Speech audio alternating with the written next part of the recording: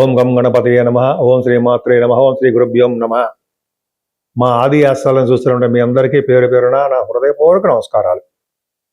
ఇప్పుడు మనం సూర్య భగవానుడు రవి గురించి చెప్పుకుందామండి. రవి గ్రహం మార్పు సింహరాశిలో 17 ఆగస్టు 2026 నుండి ఆయన 16th సెప్టెంబర్ వరకు ఉంటాడండి. 1 month వరకు సింహరాశిలో ఉంటాడు. సూర్య భగవానుడు తన ఓన్ హౌస్లో ఉంటాడు. ఇప్పుడు మనం ఓన్ హౌస్లో ఉన్నాం అనుకోండి, మనం ఎంత బ్రహ్మాండంగా ఎలా ఉంటాం అలాగా అద్భుతమైన ఫలితాలు ఇవ్వడానికి మన ఓన్ హౌస్కి వచ్చాడు సూర్య భగవానుడే.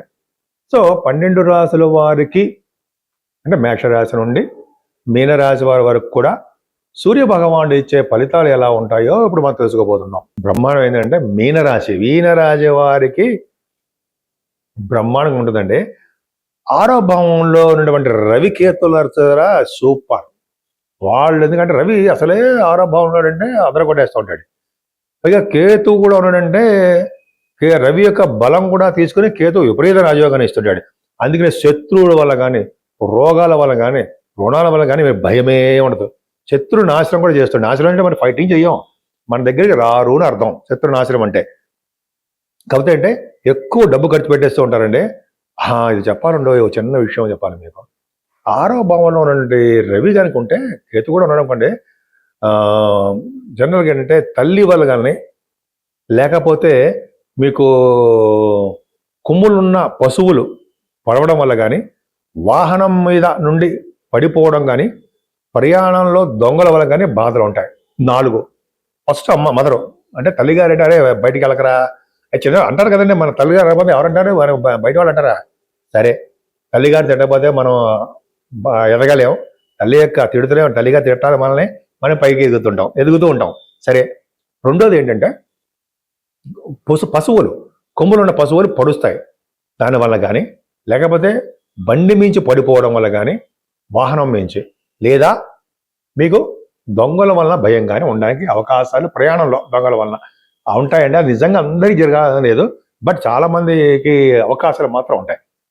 కొద్దిగా అవే పొడి చేసి మనం చంపేయండి, ఇబ్బంది పెడుతూ ఉంటాయి.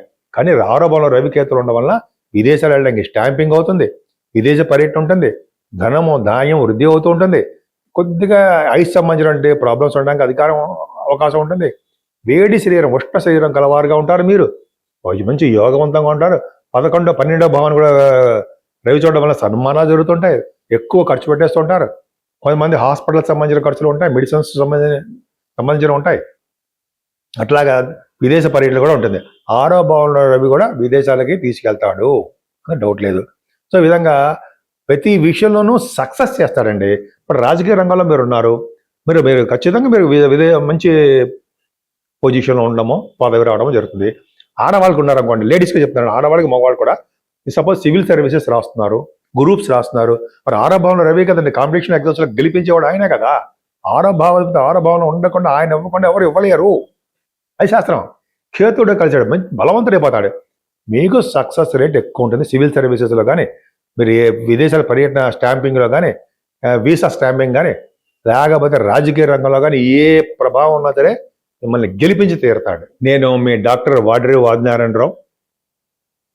మీ జాతకాలు లేదా మీ ఫ్రెండ్స్ సంబంధించిన జాతకాలు, లేకపోతే మీ తోబుట్టువులు కానీ, మీ బంధువులు కానీ, మీ స్నేహితులు కానీ జాతకాలు తెలుసుకోవాలనుకుంటే మీరు మీ date of birth, time of birth, place of birth ఇవన్నీ కూడా ఉండాలండి.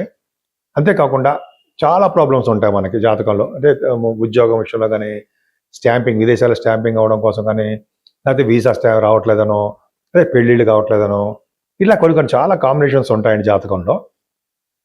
మీరు మీ జాతకాలు తెలుసుకోవాలనుకుంటే నాకు అంటే మా ఆది ఆస్ట్రాలజీకి సంబంధించిన కింద నంబర్ ఉంటుందండి, 7075389589 7075389589. ఆ నెంబర్ కాల్ చేస్తే మీరు నేనే మాట్లాడతాను, ఎవ్వరు మాట్లాడరు. వేరే వాళ్ళు మాట్లాడితే ఇంకో విధంగా ఉండి మనకి కమ్యూనికేషన్ గ్యాప్ వచ్చేస్తుంది. అందుకని స్ట్రైట్గా మీతో మాట్లాడుతూ ఉంటాను. ఒకవేళ నేను కనుక ఈ షూట్స్లో ఉంటే నేనే మీకు ఫోన్ చేస్తానండి, లేదా మీరు వాట్సాప్లో మెసేజ్ పెట్టినా చాలు, నేను తప్పకుండా మీకు రెస్పాండ్ అవుతాను. ఖచ్చితంగా జాతకంలో మొత్తం పరిశీలన ఉంటుందండి. జాతకం ఒక పాయింట్ చెప్పడం, అర పాయింట్ చెప్పడం ఉండదు. ఆల్మోస్ట్ 20 minutes వరకు చెప్తూనే ఉంటాను. ఎందుకంటే ప్రొఫెషనల్గా నేను కొద్దిగా గొప్ప చదువుకున్న వాడినే. అంటే సిఎంఏ అంటాం కదా, కాస్ట్ అండ్ మేనేజ్మెంట్ అకౌంటెంట్. నేను cost and management accountant, qualified cost accountant.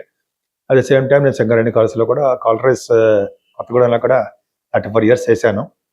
Senior accounts ఆఫీసర్గా రిటైర్ అయ్యాను. సరే అది పక్క పెడదాం అనుకోండి. మీకు వాస్తు రీత్యా కూడా మీకు ప్రాబ్లమ్స్ ఉన్నా, సపోజ్ నేనున్నాను, నా వాస్తు నాకు ఏ కలిసి వస్తుంది, వెస్ట్ సైడ్ అంటాం, అంటే పడమర ముఖం నాకు కలిసి వస్తుంది అని చెప్పంటాం. అలాగే ఎవరికి ఏ పేరు కలిసి వస్తుంది, వాస్తు రీత్యా హౌస్లు ఇంపార్టెంట్ అండి. అంతే తప్ప నక్షత్రాల ప్రకారము అనేది నేను విన్నగా ఎక్కడ చూడలేదండి. మనం ఉన్న పేరులో మొదటి అక్షరం ఏముందో అదే చూస్తాం. ఎందుకంటే విదేశాల్లో కూడా నాకు కొంతమంది ఫోన్ చేశారు యుఎస్ నుంచి, నక్షత్ర ప్రకారం కూడా చూస్తారు కదా గురుగారు అన్నారు. అదేం కాదండి అని చెప్పి అదే ఆ పక్క పెడదాం అనుకోండి. మీకు వాస్తు రీత్యా కూడా ఏదో చిన్న చిన్న డౌట్లు ఉన్నా, అదే ఏదైనా మేజర్ ఉన్నా నాకు ఫోన్ చేయండి. తప్పకుండా నేను ఎందుకంటే దీంట్లో కూడా వాస్తులో కూడా కొద్దిగా అనుభవం ఉన్నవాడినే. సో మీకు ఏ అవకాశం ఉన్నా చెయ్యండి, తప్పకుండా ఫోన్ చేస్తే నేను తప్పకుండా చెప్తాను.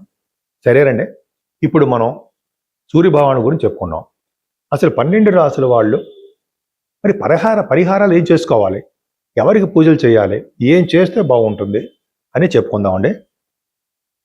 17వ తారీఖు నుంచి సింహరాశిలోకి మారుతున్నాడు రవి. అంటే 12 రాసుల వారికి కొద్ది గొప్ప మంచి ఫలితాలే ఇస్తున్నాడు, కొంతమందికి మాత్రం లిటిల్ బిట్ చెడు ఫలితాలు ఇస్తూ ఉంటాడు. అసలు ఏ పూజ చేసుకోవాలంటే ఫస్ట్ 17వ తారీఖుని నాగపంచమి వస్తుందండి. ఫస్ట్ వినాయకుడు ఎలాగో తప్పదు, మన వినాయకుడు ఖచ్చితంగా పూజ చేసుకోవాల్సిందే, గరిగితో పూజ చేసుకుంటాము. తర్వాత నాగపంచమి ఉంటాయి. నాగపంచమి అనేది ఒక విశేషం. ఎవరైతే సుబ్రహ్మణ్యేశ్వర స్వామి ఆలయాలు దర్శనం చేసుకుని సోమవారికి ఆవు పాలతో అభిషేకం చేయించుకుని అలా చేయించుకుని మనం అష్టోత్తరాలు చేసుకుంటూ ఉంటామో వాళ్ళకి పాముల వల్ల వచ్చే దోషాలు పరిహారం అవుతాయి. వాళ్ళకి చక్కటి పిల్లలు పుట్టడము, సంతానం వృద్ధి అవ్వడము, పెళ్ళిళ్ళు అవ్వడము, ఎటువంటి ప్రాబ్లమ్స్ ఉన్నా, సర్ప దోషం ఉన్నా సరే వాటి నుంచి పరిహారం అవ్వడం కూడా జరిగి తీరుతుంది. మర్చిపోకూడదుమా? సరే, మరి ఈ వారంలో ఈ నెల కూడా మనకి వరలక్ష్మి శుక్రవారం అమ్మవారు వస్తా ప్రభావం ఉంటుందండి. అంటే లక్ష్మీదేవుని కలవ పూలతోనూ ఎర్రని పుష్పాలతోనూ వీలుంటే మారేడు దళాలతోనూ పూజించడం వలన స్థిర లక్ష్మి మీ ఇంట్లో ఉండడానికి అవకాశాలు ఎక్కువ ఉంటాయి. ఇంకోసారి చెప్తానంటే, మన ఇంట్లో లక్ష్మీదేవి అష్టోత్తరాలు చేసుకుంటే మన ఇంట్లోనే చేసుకుంటాం. మనం లక్ష్మీదేవిని మగవాళ్ళు కూడా చేసుకొచ్చండి, ఆడవాళ్ళు చేస్తున్నా మనం చూసా చాలు. ఆ రోజు వరలక్ష్మి శుక్రవారం కానీ ప్రతి శుక్రవారం కానీ అమ్మవారిని, లక్ష్మీ అమ్మవారిని పూజించడం ఎలాగా, మల్లె పువ్వులతో కానీ, ఎర్రని పుష్పాలతో కానీ, మారేడు దళాలతో కానీ, కలువ పువ్వులతో కానీ పూజించడం వలన అమ్మవారు స్థిరంగా విష్ణు సహితంగా అమ్మవారు మన ఇంట్లో ఉండి తీరతారు. అసలు సూర్యభగవాను గురించి చెప్పుకుందాం. సూర్యభగవాను నమస్కార ప్రియుడు. మనం పొద్దున్నే లేచి మనం బయటికి వెళ్ళడానికి అవకాశం ఉండదు అనుకోండి, కొంతమందికి అవకాశం వాళ్ళు సూర్యభగవాన్ని ఇలా దండం పెట్టుకుంటాం. ఎర్రని పుష్పాలతో అర్ఘ్యం ఇవ్వాలి స్వామికి, మనకి కుదరదు. సరే, మరి ఏం చేసుకోవాలి? ఏం లేదండి, మన ఇంట్లోనే ఆదిత్య హృదయం ఒక్కసారి చదవండి. ఆదిత్య హృదయం ప్రతిరోజు కూడా చదవడం చాలా మంచిది. ఆదిత్య హృదయము, సూర్య నమస్కారాలు, అలాగే హ్రీం ఓం హ్రీం సూర్యాయ నమః, ఇవన్నీ మనం ఆదిత్య హృదయం ఇవన్నీ చదవడం మనకు కుదరదు. మరి ఏం చేయాలి? మరి నాలాంటి వాడికి ఎలా అంటే, కొద్దిగా నాకు బిజీగా ఉంటాను, ఆఫీస్ ఆడవడే ఉంటుంది, ఎట్లాగంటే మనం ఎర్లీగా వెళ్ళిపోతూ ఉంటాం మనం అనుకుంటాం కదా, అటువంటి వాళ్ళకి ఓం HREEM హ్రీం, ఇది బీజాక్షరం, సూర్యాయ నమః, ఓం హ్రీం సూర్యాయ నమః, ఓం హ్రీం సూర్యాయ నమః. క్లీం కూడా పెడదాం, ఓం హ్రీం క్లీం సూర్యాయ నమః అంటే కోరికలు నెరవేరుతాయి. క్లీం అంటే క్లీం బీజాక్షరం, హ్రీం KLEM క్లీం సూర్యాయ నమః, ఓం హ్రీం క్లీం సూర్యాయ నమః అని సూర్య భగవాన్ దండం పెట్టుకోండి. అంటే 100 సార్లు, మన వేళ మీద లెక్క పెట్టేసుకోవచ్చు కదండి, 10 సార్లు 100 సార్లు. అలాగా ఏదో ముక్కుబడిగా కాదు, మా స్వామి మీద భక్తితో చేసుకుంటే ఆయన మీకు కోర్టు కేసులు కానీ, లా రిలేటెడ్ సంబంధించిన ఏమైనా విషయాలు ఉన్నా వాటి నుంచి కానీ, పెళ్లి సంబంధాలు కుదరట్లేదు, భార్యాభర్తలు విడిపోతున్నారు, దూరంగా ఉండిపోతున్నాం మేము అనుకున్నా సరే వాళ్ళందరూ కలుస్తారు. విదేశాలు వెళ్ళలేకపోతున్నాను, చాలా కాలం ట్రై చేస్తాను, నాకు ఎడ్యుకేషన్ రావట్లేదు అన్న వాళ్ళకి కూడా సూర్యభగవాన్ ఇస్తాడు. మా నాన్నగారికి ఒంట్లో బాగుంటలేదు అయ్యో అంటే నాన్నగారిని కూడా కాపాడతాడు. అలాగే అన్ని ఆస్పెక్ట్స్లో సూర్య భగవానుడు కాపాడతాడండి. పైగా సూర్య భగవాన్ దేవాలయాలు పరిశుభ్రం చేసిన వాళ్ళకి వచ్చే జన్మలో మంచి రాజయోగం కలుగుతుంది అని చెప్తున్న శాస్త్రం. ఓడవడం కానీ అది జస్ట్ తొడవడం కానీ సూర్య భగవాన్ దేవాలయాలు మీకు వీలుంటే వెళ్ళండి. ఏ దేవాలయం సరే సూర్య భగవాన్ దేవాలయాలు నేను చూశాను, చదివాను, మా గురుగారు కూడా చెప్పారు. సూర్య భగవాన్ దేవాలయాలు పరిశుభ్రం చేసే వాళ్ళకి వచ్చే జన్మలో మంచి రాజుగారి కొడుకు అదే పెద్ద మంచి మంచి వాళ్ళ పుత్రుల్లో పుడుతుంటాం. కొంతమందికి జన్మే ఉండదు అనుకోండి, కానీ మరిజన్మ ఉంటే మాత్రం మంచి యోగవంతంగా పుడతాము. అందుకే గుడి శుభ్రం చేయాలంటారు. గుళ్ళల్లో ఎప్పుడు కూడా ఎక్కడ పడితే అక్కడ పడేయకూడదు అని మీకు తెలియదు అనుకోండి. శుభ్రం చేస్తూ ఉంటే ఖచ్చితంగా బాగుంటుంది. సరే, ఇవన్నీ పక్క పెడితే సూర్య భగవాన్ ఆరాధన చాలా మంచిది. నమస్కార ప్రియుడు, ఆరోగ్యప్రదమైనటువంటి సూర్య భగవాన్ని మనం దండం పెట్టుకుందాం.